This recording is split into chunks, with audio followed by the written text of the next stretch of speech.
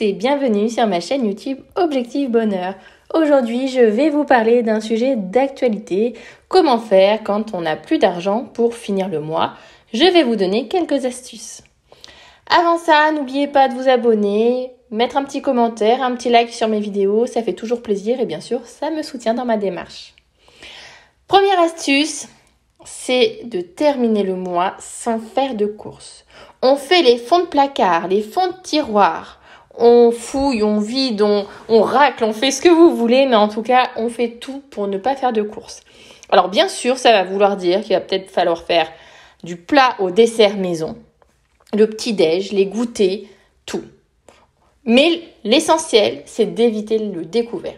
Je vais vous donner une astuce. Moi, par exemple, à la fin du mois, s'il me reste une brique de lait et du chocolat noir, par exemple, en tablette, un peu de maïzena, je fais chauffer et hop, ça me fait des crèmes dessert. Voilà. Il y a tout un tas de recettes comme ça où on peut faire les fonds de frigo. D'ailleurs, si ça vous intéresse, je pourrais vous faire une vidéo sur des recettes que je fais en fin de mois quand notre compte se rapproche dangereusement du rouge et je vous avoue qu'en ce moment, c'est de plus en plus fréquent. Donc, je suis vraiment obligée de mettre en place ce genre d'astuces. Et je peux vous dire que ce mois-ci, c'est le cas. Donc, voilà. Je suis en train actuellement de faire mes fonds de placard, mes fonds de tiroir, mon fond de congèle, mon fond de frigo, tout ce que vous voulez. Le tube de sauce de mayo là qui traîne depuis je sais pas combien de temps, je le finis. Tout doit être terminé avant que j'aille faire des courses.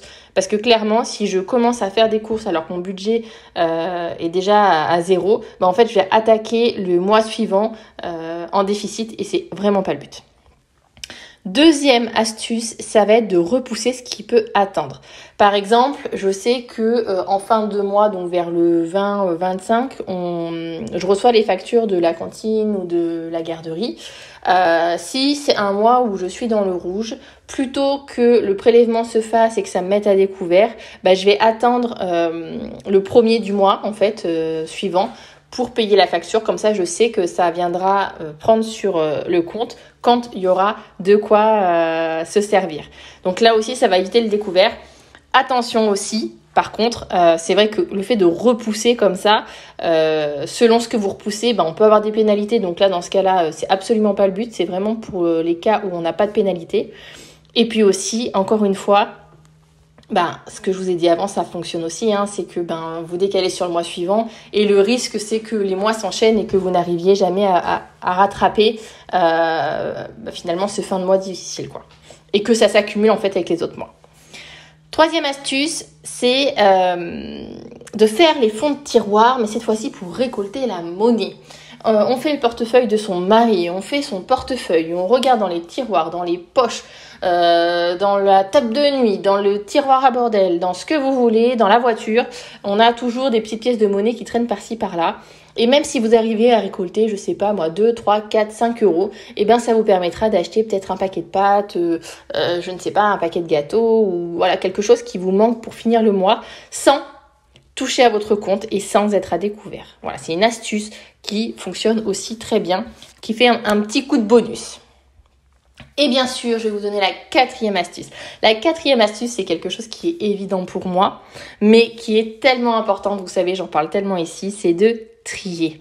On va trier, on va vendre. Quand on risque le rouge, là, ça devient urgent de désencombrer.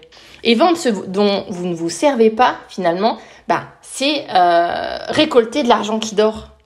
D'accord ? Ça va vous aider à payer une facture peut-être ce mois-ci. Peut-être que ça va vous aider à payer la licence sportive. Là, on est au mois de septembre. Moi, je sais que j'ai réussi à payer la licence de foot de mon fils en vendant des choses qui ne me servaient pas.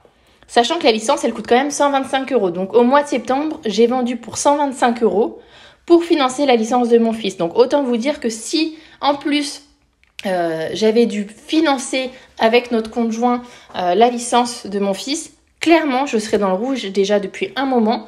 Et là, vous voyez, il nous reste, je crois, 20 euros pour finir le mois. On est limite, mais en tout cas, avec cette somme-là, on aurait été déjà dans le rouge. Donc, vous voyez, c'est vraiment très utile d'anticiper ce genre de dépenses et d'essayer de le financer avec le tri et la vente d'objets. Clairement, on a tous chez soi des choses à vendre. Moi, j'ai beau être minimaliste, être dans la démarche déjà depuis plusieurs années. Clairement, j'ai encore beaucoup de chemin à faire. Et donc, je trouve toujours quelque chose à vendre quand j'ai besoin. Donc voilà, n'hésitez pas. Faites du tri dans vos dressings, faites du tri dans les jouets de vos enfants, dans les livres, dans tout. Voilà, des fois, parfois, c'est des meubles carrément qui traînent dans le garage. Voilà, tout peut être vendu. Donc vraiment, ce qui ne vous sert pas doit partir. Et encore plus quand on a du mal à boucler le mois, ça va vraiment vous donner un coup de pouce. Et là, cette fois-ci, c'est sans se dire on reporte au mois d'après. Et c'est sans se priver finalement, puisque ça ne vous sert pas. 5e astuce, ça va être de se constituer une enveloppe de secours. Alors ça, bien sûr, c'est pas dans le mois où vous êtes dans le rouge, vous allez vous constituer une enveloppe de secours. Mais un peu comme le fonds d'urgence, en fait, c'est une enveloppe où quand il vous reste un peu d'argent à la fin du mois, vous mettez 20 €, 10 €, 5 €. Et comme ça, vous pourrez venir chercher cette enveloppe quand vous êtes dans des mois comme ce mois-ci ou le mois prochain ou le mois de décembre, parce qu'on sait que le mois de décembre aussi, c'est un mois très difficile. Et ben on se dit, tiens, j'ai 50 € de côté là pour en cas d'urgence si le mois est difficile, et comme ça je vais pouvoir faire une dernière fois les courses ce mois-ci avec ça. Ou il me manque un peu d'argent pour les cadeaux de Noël, j'avais pas budgété suffisamment, bah tiens, hop, je prends les 100 € que j'avais mis dans cette enveloppe. Donc ça, c'est quelque chose qu'on doit mettre en place bien sûr avant d'être dans le rouge, ou les mois où on peut. Mais du coup, quand on est dans le rouge, ça nous permet de venir la chercher et de l'utiliser parce qu'on en a besoin. 6e astuce, c'est quand on commence à être à la limite du rouge et que le compte tire un peu une sale tronche, on fait des choses uniquement gratuites. On fait des balades, on profite des siens, on va voir des amis, des proches, ou on reste à la maison.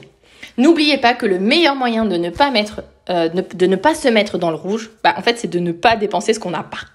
Voilà, c'est tout pour aujourd'hui. Alors luttons ensemble contre le prix de la vie qui augmente, contre l'inflation. Pensez à partager ici vos astuces. Moi, j'ai hâte de vous lire et je vous dis à très vite pour un prochain podcast. Des bisous à tous.